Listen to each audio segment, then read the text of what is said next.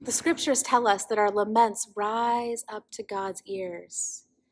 Over the last year and a half, what is a story of a time your laments have risen up to God's ears, even if you couldn't bring yourself to speak them as a prayer?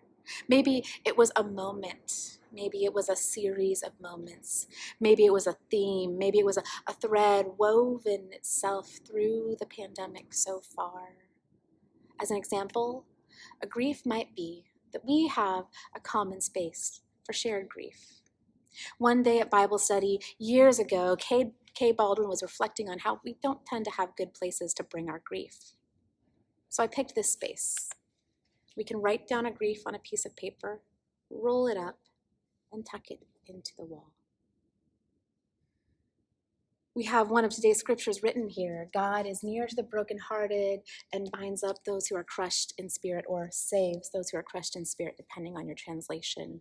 When our sorrows become a part of our worship, when we write them down and tuck them in the wall, they become a part of our worship, literally a part of the building. They are tucked into it.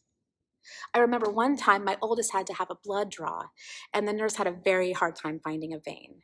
She was just 2-ish. So when we came to church that week, I asked her if she had anything she was sad about. She said, "Nurse hurt you." "Okay," I said, "let's write it down. Let's tell God. Let's share it with our community." "Okay," she said. I wrote down, word for word, "Nurse hurt you." She helped me write it down, and we rolled it up and tucked it in the wall together. Now, this wall is empty. Not because we don't have stories of grief, but because one of our griefs is that it has not been safe for us to be here together. Last week, my oldest needed an IV. I took them, and it took an hour of several painful attempts to find a vein.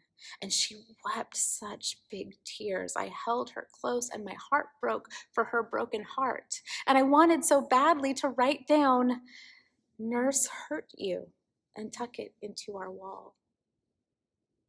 Instead, I came here this week and spent time being sad with this empty wall. I wonder, what is your grief story from the last year and a half? It might be a big story. It might be a small story. It might be happening right now and entirely unfinished.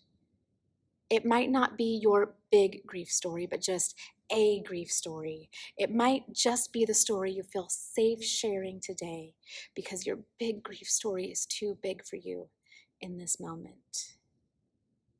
Or it might be your big grief story, and you might invite us to sit lovingly with it, even if we can't find words.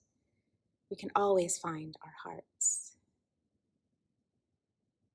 I wonder what your story of grief is, and I invite you now to share it.